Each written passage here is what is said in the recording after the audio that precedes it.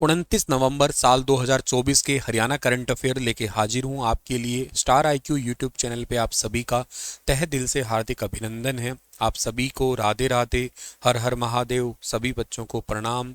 आइए फटाफट वीडियो की शुरुआत करते हैं। और अगर आप सीईटी की तैयारी कर रहे हैं, अच्छे से मुझसे हरियाणा जीके पढ़ना चाहते हैं, जीके पढ़ना चाहते हैं, कंप्यूटर पढ़ना चाहते हैं और पीडीएफ्स वगैरह भी आपको यहाँ पे सब कुछ अवेलेबल हो जाएगा। प्रतिज्ञा बैच है, स्टार आईक्यू एप्लीकेशन पे आप ले सकते हैं।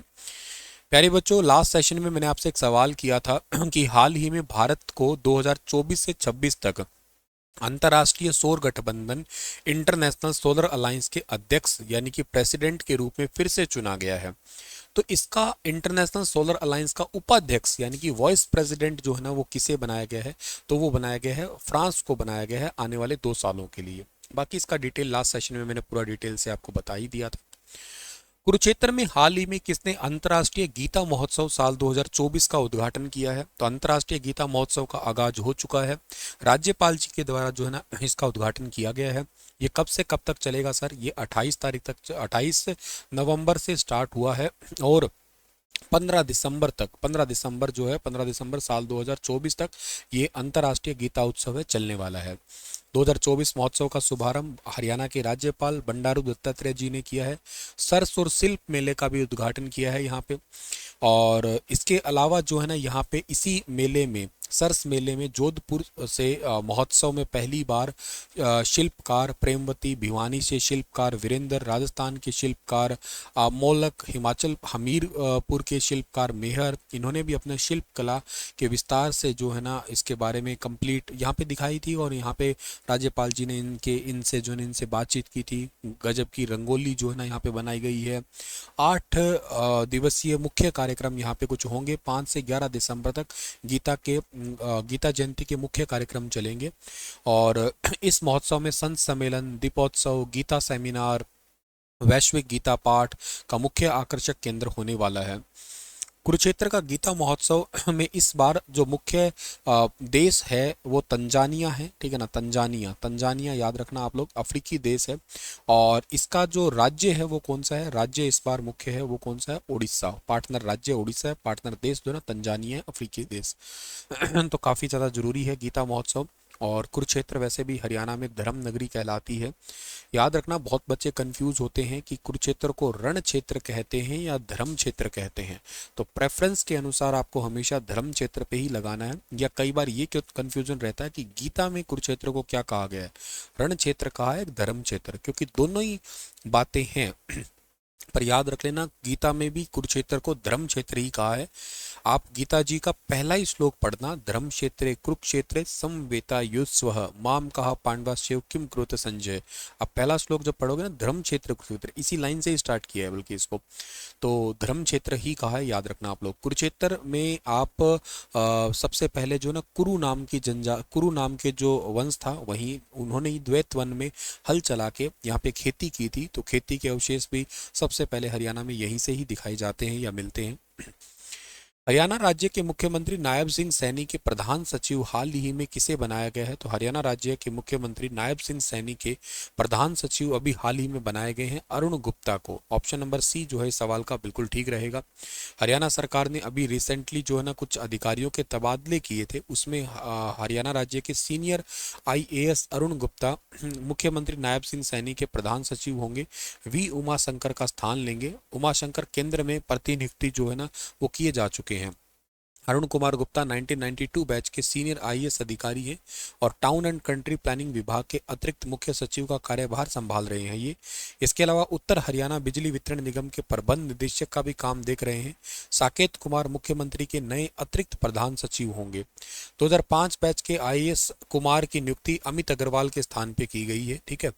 और इसके अलावा जो है ना 2011 बैच के IAS यशपाल को मुख्यमंत्री नायब सिंह सैनी का उप प्रधान सचिव बनाया गया है। तो ये कुछ अपॉइंटमेंट है जो काफ़ी ज़्यादा जरूरी है, आप लोग याद कर सकते हो इनको, ठीक है। हरियाणा को स्मार्ट सिटी बनाने के लिए शहरी स्थानीय निकाय विभाग ने प्रोजेक्ट में कितने शहरों को जोड़ा है? तो टोटल 7 शहरों को जोड़ा है स्मार्ट सिटी बनाने के लिए प्रोजेक्ट में। और ये 7 शहर है कौन से? ये 7 शहर में हिसार है, पंचकुला है, पानीपत है, रोहतक है, सोनीपत है, अंबाला है और यमुनानगर है। इन प्रोजेक्ट में इन शहरों को शामिल किया जाएगा, इन शहरों पर अपराध पे लगाम लगी। देखो स्मार्ट सिटी बनता है ना, तो सबसे पहला काम होता है इंटीग्रेटेड सर्किट बनाना, बहुत ज़रूरी होता है। सर इंटीग्रेटेड सर्किट क्या होता है?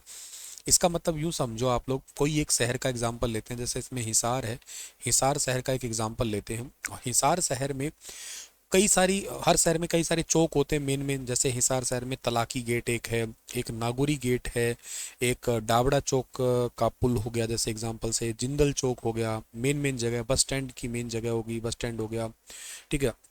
ये जैसे मान लेते हैं मेन जगह एग्जांपल से पारिजात चौक जैसे हो गया, ये कई चौक हैं। यहाँ पे कैमरे लग गए और इन कैमरों को एक ही जगह से मॉनिटरली कंट्रोल किया जाए। हर जगह कैमरे लगे हुए हैं, एक्टिव कैमरे हैं, सिग्नल फवारा चौक पे हो गया, आज़ाद नगर पे हो गया, जहाँ पे भी है।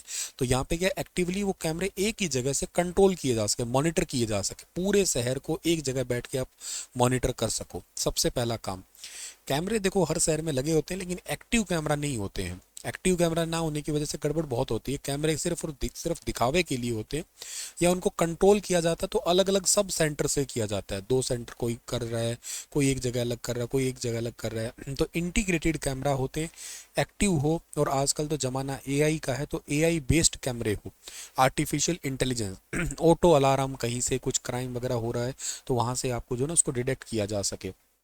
और इसके अलावा जो ट्रैफिक पुलिस है, अब ट्रैफिक पुलिस, अब एक मैनुअल तो आप समझ सकते हो कि एरर हो ही सकता है कहीं ना कहीं, लेकिन अगर वहाँ ट्रैफिक पे रोबोटिक सिस्टम लगे हुए हो और उसमें उसकी आंखों आंखों की जगह पे जो है ना कैमरा हो, ऐसा भारत के इंदौर में सबसे पहले वैसे सिस्टम किया जा चुका है। तो ये नई बात नहीं है, बहुत पहले किया जा चुका है, ये सब बातें 2017-18 तक हो चुकी है कंप्लीट इंडिया के अंदर। लेकिन अब तो इसे इम्प्लीमेंट ग्राउंड लेवल पे करने की बारी है, वो तो पायलट प्रोजेक्ट था हालांकि। तो ये ऐसे हर जगह पे एक्टिवली रोबोट सेटअप कर दिए जाएं, तो वो प्रॉपर क्या करते हैं, कोई अगर मान लेते हैं कानून का उल्लंघन करता है या ट्रैफिक रूल्स का उल्लंघन करता है, तो उसको जो है ना बेसिकली कंट्रोल किया जा सके। एक जब भी कभी स्मार्ट सिटी बनता है ना, तो कभी आप लोगों ने नोटिस किया होगा, जैसे आप रोड पे जा रहे हो तो रोड के किनारे जो है ना बहुत सारे कुछ ना सामान बेचने वाले होते हैं, ठीक है ना, रेडी वाले होते हैं, सामान बेचने वाले होते हैं। देखो ठीक है, वो अपना रोजगार कर रहे हैं, अच्छी बात है, लेकिन जीवन सबसे ज़्यादा जरूरी है। तो इस करके ये जो रोड के किनारे जितने भी लोग होते हैं ना खड़े हुए, ये हमारी ज़िंदगी के लिए ठीक नहीं है। क्यों ठीक नहीं है सर? देखो मान लो रोड के किनारे आपको कुछ भी ऐसा सामान दिख गया, आप चलते चलते एकदम से ब्रेक लगा देते हैं लोग, चलो यार ले लेते हैं इसको, सामान को रोक लेते हैं, या चलो एकदम से ना भी लगाए, राम राम से लगाए, तो भी रोड के किनारे जो है ना ये अतिक्रमण कर देते हैं। इसकी वजह से जो है ना कई बार जो है ना एक्सीडेंट हुए हैं, मतलब इसकी जगह हजारों बार एक्सीडेंट हुए होंगे। इन चीज़ों को कंट्रोल करना एक सबसे बड़ी बात है। इन चीज़ों को मतलब यूँ कह सकते हो आप लोग कि अमल में लाना या कंट्रोल करना, ये सबसे इंपॉर्टेंट। तो स्मार्ट सिटी के कुछ कई सारे आपके ऐसे प्रोजेक्ट होते हैं जो नागरिक की सुविधाओं के लिए बड़े जरूरी होते हैं। तो इन प्रोजेक्ट को अमल में लाया जाएगा आने वाले टाइम के अंदर। स्थानीय निकाय ही ऐसा काम कर सकती है। हरियाणा के अंदर वैसे कितने नगर निगम है? नगर निगम हरियाणा के अंदर टोटल 11 है, 11 नगर निगम है हरियाणा के। नगर परिषद कितने हरियाणा में? 23 नगर परिषद है। 11वां नगर निगम हरियाणा का कौन सा है? मानेसर है। साल 2020 के लास्ट में आया था ये वाला, मानेसर है, याद रखना आप लोग, गुरुग्राम के अंदर है। और 23वां नगर निगम भी गुरुग्राम के अंदर ही आया था, जिसका नाम है पटौदी मंडी, ठीक है ना, पटौदी मंडी। एक्चुअली पहले ना हैली मंडी था यहाँ पे, तो उसमें से हैली को निकाल दिया और मंडी और पटौदी दोनों को जोड़ दिया, पटौदी मंडी। पटौदी वैसे एक रिजर्व सीट भी है गुरुग्राम में। और ये आया था 2022 में, आया था 15 अगस्त 2022 में। और हरियाणा में अभी नगर पालिका कितनी है? नगर पालिका 54 है, लेटेस्ट इकोनॉमिक सर्वे के अनुसार माने तो टोटल 54 है। अच्छा, नगर पालिका आदमपुर को हटा दिया गया था। ये कैसे बनते हैं नगर निगम नगर पालिका वगैरह? जिस क्षेत्र की जनसंख्या ना 50,000 तक की होती है ना, उस क्षेत्र को तो आप लोग कहा करते हो नगर पालिका, या नगर समिति भी बोल देते हैं इसको कभी कभी। जिस क्षेत्र की जनसंख्या 50,000 से 3 लाख के बीच की होती है ना, वो होता है आपका नगर परिषद। और जिस क्षेत्र की जनसंख्या 3 लाख से ऊपर होती है ना, उसको कहा करते हैं आप लोग क्या? नगर निगम के नाम से जानते हैं उस क्षेत्र को, ठीक है। हिसार में भी इसके लिए स्पेशली 150 करोड़ खर्च किए जाएंगे। ये देखो देखो 7,000 से ज़्यादा कैमरे लगाए जाएंगे, ठीक है। इससे बेसिकली क्या होता है, बाजार हो, शिक्षण संस्थान हो, हर जगह पे जो है ना एक इनको जो ना कंट्रोल या मॉनिटर किया जा सके इन सबको। हाल ही में हरियाणा सिंचाई विभाग के किस अभियंता को क्षेत्र में मतलब सतत प्रथाओं को बढ़ावा देने में उनके योगदान के लिए नव ज्योति इंडिया फाउंडेशन, एक गैर सरकारी संगठन एनजीओ द्वारा ग्रीन वॉइस पुरस्कार से सम्मानित किया गया है? Recently which engineer of Haryana irrigation department has been awarded the green voice award by the Nav Jyoti India foundation, a non governmental organisation, for his contribution in promoting sustainable environmental practice in the region? पहले तो आप ये समझो sustainable environment क्या होता है। Sustainable का मतलब होता है कि आज किसी रिसोर्सेज का आप ऐसे प्रयोग करो कि आज तो कर ही रहे हो, वो रिसोर्सेज आज भी प्रयोग में लाया जाए और भविष्य तक भी बचा रहे। जैसे पानी की बात करते हैं हम लोग, पानी को आप इस तरीके से यूटिलाइज करो, बर्बाद मत करो कि आज के लिए तो बच ही जाए, भविष्य के लिए भी बचा रहे। जैसे हरियाणा में मेरा पानी मेरी विरासत योजना इसलिए तो चलाई है, वो विरासत में पड़ा रहे, कहने का मतलब ये है। तो एनवायरनमेंट के योगदान के लिए, सस्टेनेबल एनवायरनमेंट प्रैक्टिस के लिए अभी रिसेंटली एक इंजीनियर है जिनका नाम है शिव सिंह रावत, इनको सम्मानित किया गया है ग्रीन वॉइस अवार्ड से। काफी अच्छा सवाल है। यह पुरस्कार नव ज्योति इंडिया फाउंडेशन के स्थापना दिवस पे प्रदान किया गया, जो पूरे भारत में जल संरक्षण पर सक्रिय रूप से काम करने वाला संगठन है। शिव सिंह रावत ने सामाजिक कार्यों में अपने वर्षों में योगदान दिया है, इनका इस करके इनको ये अवार्ड मिला है। जल संरक्षण और पर्यावरण संरक्षण के लिए, फल रोपण के लिए, शिक्षा और स्वास्थ्य सुविधाओं की वृद्धि करवाने के लिए और महिला सशक्तिकरण को बढ़ावा देने के लिए। इनके काम पलवल, गुरुग्राम, मेवात, फरीदाबाद कई क्षेत्रों में इन्होंने अपने काम को किया है। जल संरक्षण के संबंध जागरूकता बढ़ाने के लिए यमुना बचाओ अभियान के रूप में भी इन्होंने काम किया है। इस करके इनको अभी रिसेंटली सम्मानित किया गया है ग्रीन वॉइस अवार्ड से। एग्जाम ओरिएंटेड सवाल तो बहुत ही ज़्यादा रिच है। थोड़ा सिविल सर्विस पर्सपेक्टिव सवाल को बनाए ना, तो इसमें भारत में कुछ और भी ग्रुप हैं। जैसे देखो, स्वयं सहायता समूह की बात करते हैं हम लोग, SSG यानी कि सेल्फ हेल्पिंग ग्रुप। समान सामाजिक आर्थिक पृष्ठभूमि और रुचि वाले लोगों को स्वशासित सहकर्मी नियंत्रित यानी कि पीयर कंट्रोल्ड सूचना समूह। सदस्यों की अनुमति होती है 5 से 20, रजिस्ट्रेशन इनके लिए कोई जरूरी नहीं होता है। सेल्फ हेल्प ग्रुप जो होते हैं ना, इनको ऋण प्रदान करने के लिए बचत राशि का उपयोग करते हैं। नाबार्ड जो है ना, सेल्फ हेल्प ग्रुप को बैंक लिंकेज कार्यक्रम 1992 औपचारिक बैंकिंग संस्थाओं से जोड़ना। भारत में लगभग 88% सेल्फ हेल्प ग्रुप में सभी महिला सदस्य, ज़्यादातर महिलाएं ऐसा ग्रुप चलाती है। इनकी सफलता की कहानी बड़ी अच्छी है। जैसे 1972 में स्वरोजगार महिला संघ, केरल में जो है ना कुडुम्बश्री 1998, ठीक है ना, ये काफ़ी ज़्यादा फेमस सेल्फ हेल्प ग्रुप है। कुछ सहकारी समितियां भी है जो भारत के लिए कुछ अच्छा काम करती है, जैसे कि जन केंद्र उद्यम, जो अपने सदस्यों को स्वामित्व में उनके द्वारा नियंत्रित और उनके लिए संचालित होते हैं। सदस्यों को साझा योगदान के माध्यम से एकत्रित की गई पूंजी है, समितियां यही बनती है। और इनके लिए अधिनियम भी है। बहुराज्य सहकारी समिति अधिनियम 2002 में आया था। राज्य सहकारी अधिनियम भी आ चुका है।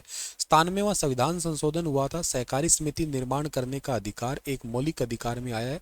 आर्टिकल 19 का फर्स्ट के अंदर सी में लिखा हुआ है। आर्टिकल 19 आप पढ़ते हो तो उसमें आता है ना कि आप बोलने का अधिकार है और आप एक समिति भी बना सकते हो।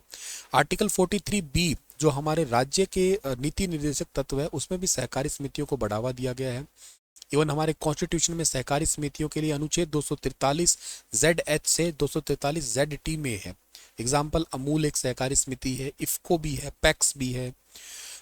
इसके अलावा गैर सरकारी संगठन, जिसको एनजीओ कहते हो आप, अभी एक क्वेश्चन एनजीओ का ही था वैसे, तो पीड़ा को दूर करने, निर्धनों के हितों को बढ़ावा देने, पर्यावरण का संरक्षण करने, बुनियादी सामाजिक सेवा प्रदान करने या सामाजिक विकास के लिए गतिविधियों का संचालन करना इनका काम है।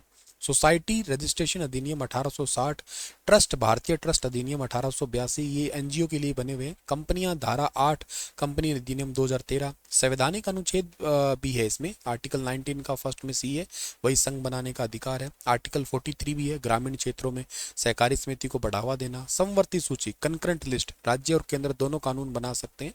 धर्मार्थ संस्थाओं का उल्लेख किया गया है इसमें। इसके अलावा कुछ और भी है, जैसे FCRA, विदेशी दान प्राप्त करने के इच्छुक सभी गैर सरकारी संगठन के लिए पंजीकरण अनिवार्य है। एनजीओ प्रथम है, ग्रामीण भारत में बच्चों के सीखने के स्तर पर आकलन करने के लिए ASER रिपोर्ट की अगुवाई है। और अक्षय पात्र फाउंडेशन स्कूली बच्चों को पौष्टिक मिड डे मील योजना, अभी मध्याह्न भोजन है ना हरियाणा, हालांकि भारत में इसको मिड डे मील को पोषण आहार योजना कहते हैं अभी के लिए हम लोग।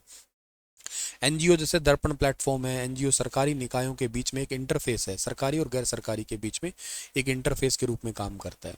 काफ़ी अच्छा डेटा है, काम बहुत आएगा आपको ये एग्ज़ाम के लिए। जो बच्चा सिविल्स की तैयारी कर रहा है वो अलग से इनको नोट्स बना लिया करें, जब मैं कहूँ तब इन सवालों के। चलिए बेटा, इतने ही थे आज के करंट अफेयर। हंसते मुस्कुराते रहना, अपना तबीयत का ख्याल रखना। एक सवाल आपको दे रहा हूँ, मत्स्य विभाग ने प्रधानमंत्री मत्स्य संपदा योजना के तहत निम्नलिखित में से किस राज्य के या केंद्र शासित प्रदेश में टूना क्लस्टर के विकास की अधिसूचना जारी की है? बताना इसके बारे में विस्तार से। और एक टूना फिश डे कब बनाते हैं ये बताना।